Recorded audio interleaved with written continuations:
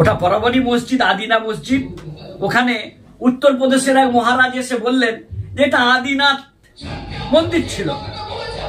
ভাগ্য ভালো উত্তরপ্রদেশের উনি এসে বলেননি যে আদিত্যনাথের মন্দির ছিল। ইউপির মুখ্যমন্ত্রীর নামেই তো এখন সবকিছু চালানোর চেষ্টা করে। এখন কেউ যদি বলে মদিনার মসজিদটা মদিনাথ মন্দির ছিল, সাহস থাকলে একবার বলে দেখুক, এটা বলতে পারবে না। একটা খুব পরিষ্কার কথা ছিল যে 700 বছর ধরে মুসলমান নবাব এবং সুলতানরা যদি মন্দির ভাঙতেন তাহলে ভারতে একটাও 500 বছরের পুরনো মন্দির থাকতো না। এবং তপন রায় চৌধুরী এ কথাটাও বলেছিলেন যে সম্রাট ঔরঙ্গজেব যার উপরে সবচেয়ে বেশি অভিযোগ, তিনি তারকেশ্বর মন্দিরকে 200 একর জমি দান করেছিলেন মন্দিরের মেনটেনেন্সের খরচের জন্য। এত উদার। কিন্তু বাস্তবে আমরা যেটা রাম মন্দির উদ্বোধন হলো, মহামান্য প্রধানমন্ত্রী উদ্বোধন করেছেন, আমরা যেটা জেনেছি যে মন্দিরের গর্ভগৃহ যেটা মূল, যেখানে রামলালা বিরাজমান আছেন, ওটা মন্দিরের গম্বুজের নিচে নয়, 1 থেকে 2 কিলোমিটার দূরে মূল মন্দিরটা তৈরি হয়েছে। তাহলে এত ঝামেলা করার কি প্রয়োজন ছিল? যদি মসজিদের ওই জায়গাটাতে জন্মভূমি না হয়, কয়েক কিলোমিটার দূরে যদি তার মূল মন্দির হয়, তাহলে এত আন্দোলন, এত মানুষ খুন, এত সাম্প্রদায়িক উস্কানি, করসেবকদের হত্যা, 120 কোটি হিন্দুদেরকে ভুল বোঝানো হলো কেন? ইনাইনি সংবাদে স্বাগত, আমি ফারদিন। এই মুহূর্তে সবচেয়ে আলোচিত বিষয় আদিনা মসজিদ নিয়ে। সেটা সত্যি আদিনা মসজিদ নাকি আদিনাথ মন্দির, এই নিয়েই বিতর্কের ঝড় বাংলাতে। একদিকে যখন আমরা দেখেছি বাবরি, তারপরে জ্ঞানব্যাপী, তারপরেই আবার এই বাংলাতে ঠিক লোকসভা নির্বাচনের আগে হাত দিল আদিনাথে। এই নিয়ে বিশেষ চর্চা চলছে, আর এই নিয়ে কথা বলবো। আমার সঙ্গে রয়েছেন মাওলানা বাকিবিল্লাহ কাসেমি স্যার, তার সাথেই কথা বলবো। বর্তমানে মালদা জেলার আদিনা মসজিদ, আমি 2008 সালে মালদা জেলা গেছিলাম। একটা দিনাজপুর যাওয়ার পথে তপন থানাতে একটা গ্রামে গেছিলাম, গৌরীপুর। যাওয়ার পথে, ফেরার পথে আদিনা মসজিদ দেখেছি আমি।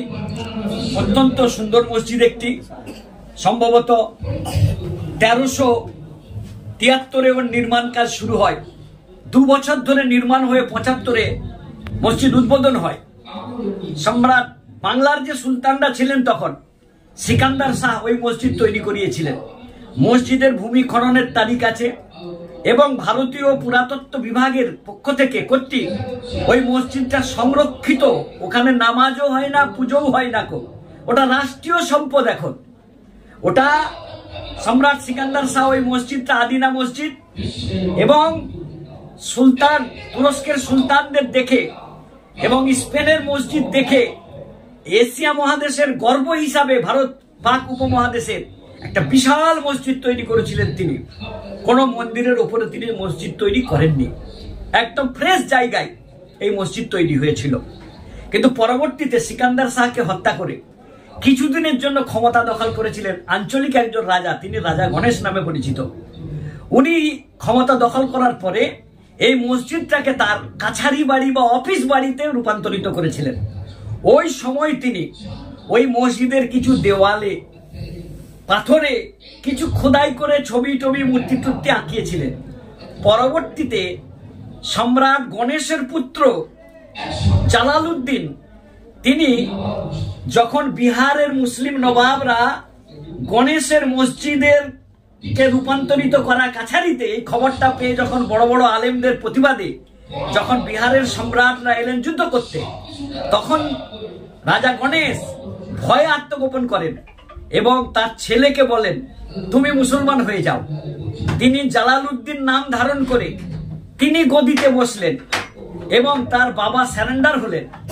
তারপরে সম্রাট জালালউদ্দিন, মানে রাজা গণেশের ছেলে, তিনি মসজিদকে পুনর্বহাল করলেন। তারপর থেকে আজও ওটা মসজিদই রয়েছে।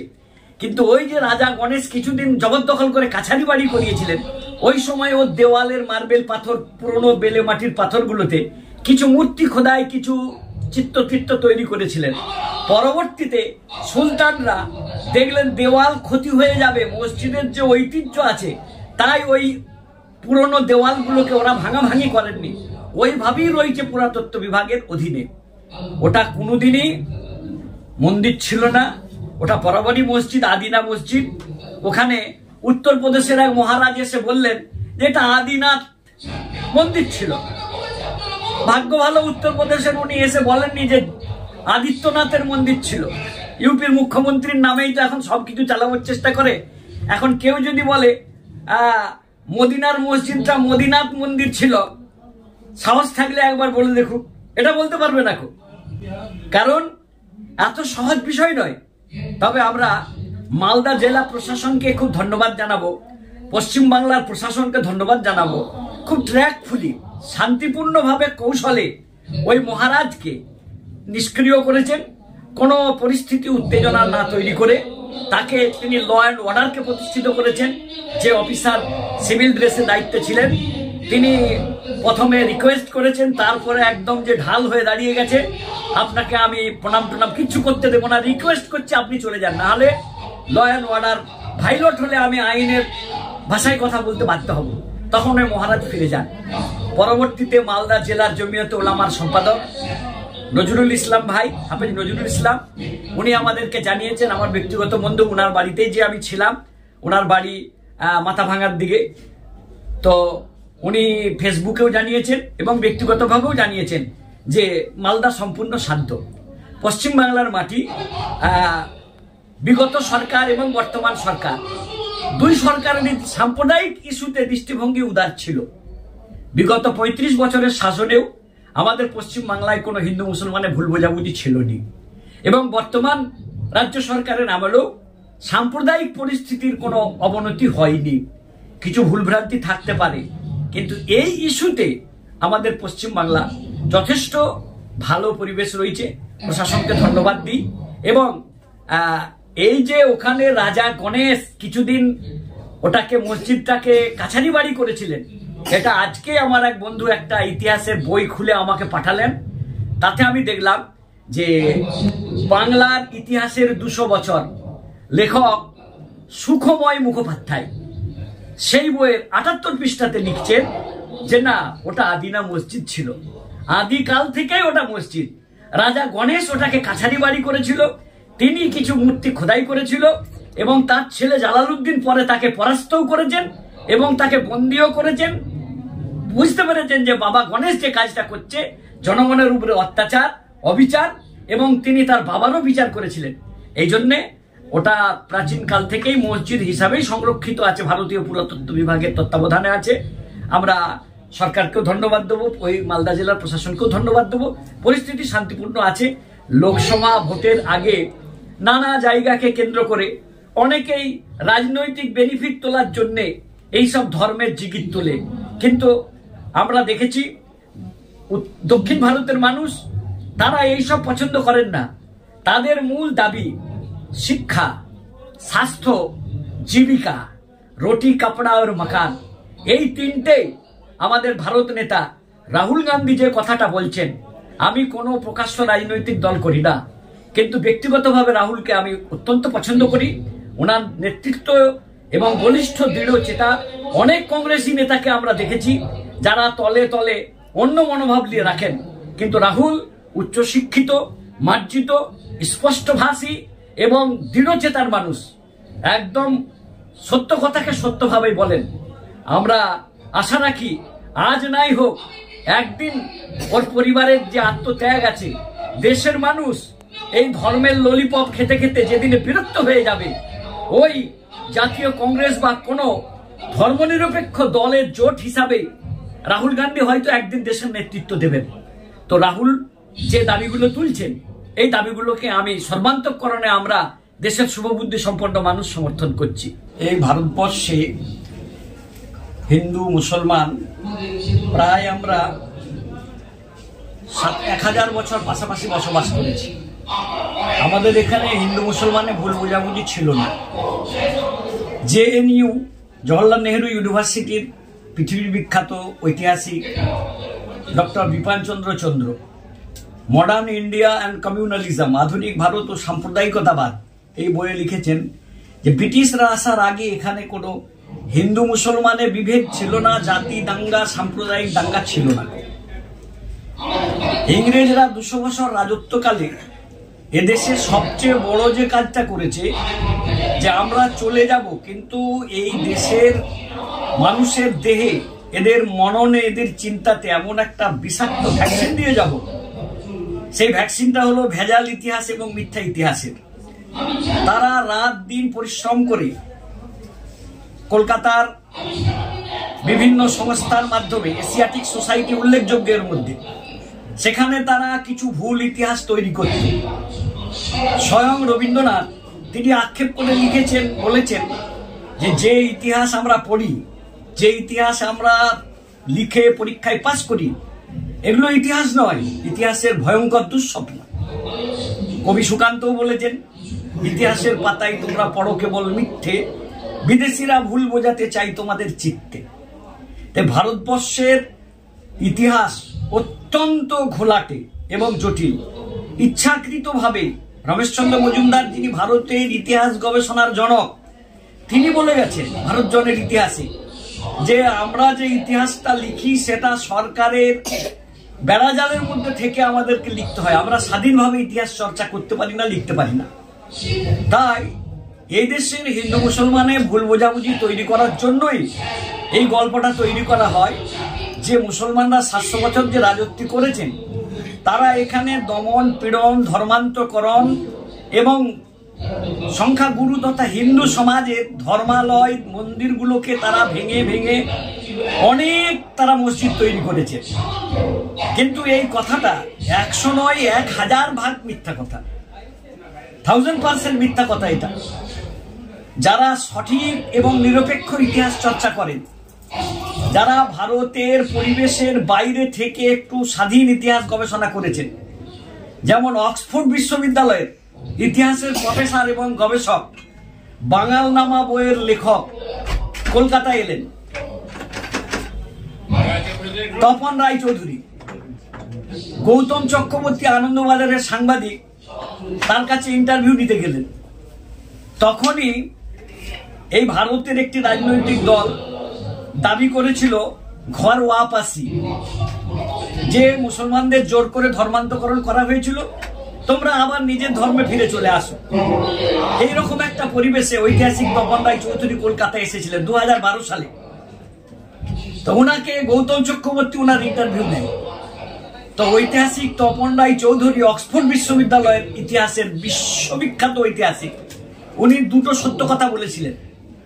একটা খুব পরিষ্কার কথা ছিল যে 700 বছর ধরে মুসলমান নবাব এবং সুলতানরা যদি মন্দির ভাঙতেন, তাহলে ভারতে একটাও 500 বছরের পুরনো মন্দির থাকতো না।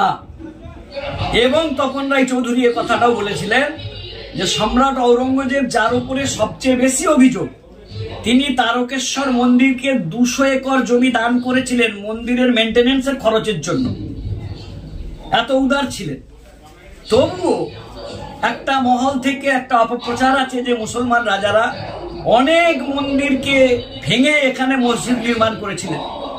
দীর্ঘদিনের বিতর্ক, সুপ্রিম কোর্টের মাধ্যমে একটা পঞ্চায়েতি মীমাংসা হয়েছে, ফয়সালা হয়েছে যে ওই 2 একর, 2.25 একর জায়গাটা বাবরি মসজিদকে কেন্দ্র করে ওটা রামলালা কর্তৃপক্ষকে দিয়ে দেওয়া হোক। কিন্তু সুপ্রিম কোর্টের জাজমেন্টের প্রত্যেকটা প্যারাগ্রাফ যারা খুঁটিনাটি ভাবে পড়েছে তারা জানে সুপ্রিম কোর্ট বলেছে আর্কিওলজিক্যাল সার্ভে অফ ইন্ডিয়া, ভারতীয় পুরাতত্ত্ব বিভাগ প্রমাণ করতে ব্যর্থ হয়েছে যে ওখানে মন্দির ভেঙে কোনো মসজিদ তৈরি হয়েছিল, এটা প্রমাণিত নয়। এবং বিচারকদের প্যানেল 5 জনের, তারা এই কথাও বলেছে যে 500 বছরের পুরনো মসজিদকে ভেঙে দেওয়াটা অন্যায় ছিল, তাদের ওটা অপরাধ ছিল। এই ভাষাই সুপ্রিম কোর্ট ব্যবহার করেছে। কিন্তু দেশের শান্তি, স্থিতিশীলতা, সৌহার্দ্য এইসবকে বিবেচনা করে তারা বিশ্বাসের ওপরে, ভক্তির ওপরে একটা রায় দিয়েছিল যে এই জায়গাটা দিয়ে দেওয়া হোক মন্দির কর্তৃপক্ষকে। কিন্তু বাস্তবে আমরা যেটা রাম মন্দির উদ্বোধন হলো, মহামান্য প্রধানমন্ত্রী উদ্বোধন করেছেন, আমরা যেটা জেনেছি যে মন্দিরের গর্ভগৃহ, যেটা মূল যেখানে রামলালা বিরাজমান আছেন, ওটা মন্দিরের গম্বুজের নিচে নয়, 1 থেকে 2 কিলোমিটার দূরে মূল মন্দিরটা তৈরি হয়েছে। তাহলে এত ঝামেলা করার কি প্রয়োজন ছিল? যদি মসজিদের ওই জায়গাটাতে জন্মভূমি না হয়, কয়েক কিলোমিটার দূরে যদি তার মূল মন্দির হয়, তাহলে এত আন্দোলন, এত মানুষ খুন, এত সাম্প্রদায়িক উস্কানি, করসেবকদের হত্যা, 120 কোটি হিন্দুদেরকে ভুল বোঝানো হলো কেন? আজ হিন্দু ধর্মগুরুরা এই আওয়াজটা তুলছে। বাবরি মসজিদের পরে কাশী বিশ্বনাথ মন্দির নিয়ে একটা দাবি উঠেছে। একজন জজ তিনি তহখানাতে, উজুখানাতে পূজা করারও অনুমতি দিয়ে দিলেন, অথচ ওটা 1991 সালে যে ধর্মস্থান আইন পাশ করে গেছে কেন্দ্র সরকার, সেই আইনে বলা হয়েছে যে বাবরি মসজিদ ছাড়া আর কোন মসজিদ মন্দিরের চরিত্র বদলানো যাবে না। যেটা মসজিদ সেটা মসজিদ, যেটা মন্দির সেটা মন্দির, যেটা বিগত ঘটে গেছে ওই নিয়ে আমরা আর বিশ্লেষণে যাব না, যে যেমন অবস্থায় আছে সেরকম থাকবে। কিন্তু ওই জজ অদ্ভুত একটা কমেন্ট করলেন, মন্তব্য করলেন যে আদালত বলেছে ধর্মস্থান বিলে যে ধর্মস্থান বা মন্দির মসজিদের চরিত্র বদল করা যাবে না, কিন্তু চরিত্র নির্ণয় করা যাবে না এটা বলা হয়নি। অতএব আমরা নির্ণয় করতে পারি ওটা আসলে মসজিদ ছিল নাকি মন্দির ছিল, সেটাকে ভেঙে মসজিদ তৈরি করা হয়েছিল।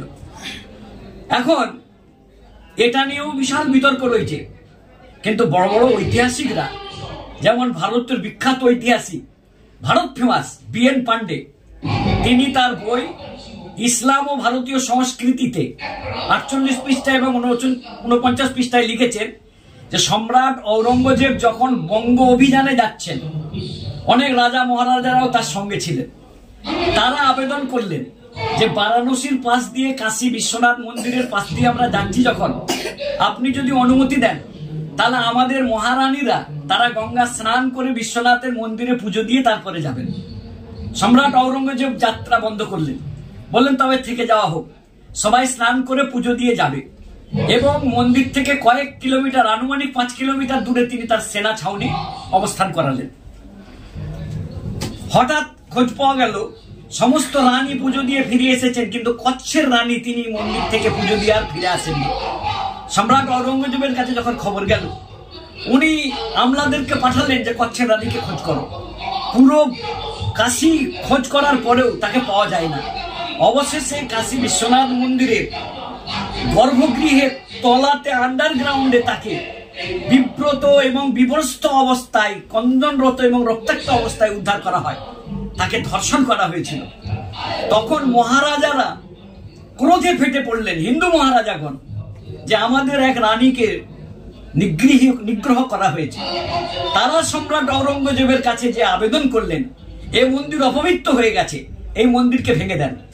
সম্রাট ঔরঙ্গজেব বললেন মন্দির ভাঙা যেতে পারে, কিন্তু তার আগে বিশ্বনাথের যে মূর্তি বা বিগ্রহ রয়েছে এটাকে অন্যত্র সরিয়ে তার পুনঃপ্রতিষ্ঠা করে আবার নতুন অভিষেক করিয়ে তারপরে এই মন্দির ভাঙার তিনি নির্দেশ দিয়েছিলেন। এবং সেই মন্দির ভেঙে কোনো মসজিদ তৈরি হয়নি। মসজিদ জ্ঞানব্যাপী মহল্লাতে যে মসজিদ রয়েছে ওটা মসজিদের নিজস্ব জায়গাতেই রয়েছে। 500 বছরের পুরনো মসজিদ ওটা। মসজিদগুলো কখনোই লোকের কেড়ে নেওয়া জমিতে মসজিদ হয় না, সেই মসজিদে নামাজ হবে না। সম্রাট বাবর, যার নামে বাবরি মসজিদ নামাঙ্কিত, তিনি তার মৃত্যুর সময় তার নাবালক সন্তান হুমায়ুনকে ওসিয়ত করলেন, যেটা ভারতের প্রথম রাষ্ট্রপতি doctor Rajendra Prasad Mughal empire in India প্রবন্ধে লিখেছেন যে সম্রাট বাবর তার নাবালক পুত্র হুমায়ুনকে অন্তিম সময়ে ওসিয়ত করলেন যে হে পুত্র, আমি মুমূর্ষ, মৃত্যু পথযাত্রী, আমার মৃত্যুর পরে তুমি এই দেশ চালাবে। এই দেশ বহু মানুষ, বহু সংস্কৃতি, বহু ভাষার মানুষ, সবাইকে নিয়ে তোমাকে চলতে হবে। প্রজাদের অসন্তুষ্ট করো না। আমাদের দেশের প্রজাদের একটা বৃহৎ অংশ তারা গরুকে মা বলে মনে করে, দেবী বলে মনে করে। তুমি আমার সন্তান, তুমি রাজা, এই প্রজাদের কষ্ট দিবে না কেউ। তাই তুমি কোনোদিন গো কুরবানি দেবে না, তুমি খাসি, ভেড়া, দুম্বা এইসব কুরবানি দেবে। তো সেহানো সম্রাট বাবর, এত উদার মনের মানুষ যিনি, তার ছেলেকে উদারতার পাঠ দেন। তার সম্রাট, তার সেনাপতি মীর বাকি একটা মন্দিরকে ভেঙে মসজিদ তৈরি করিয়েছেন। এটা অকল্পনীয় আমাদের কাছে।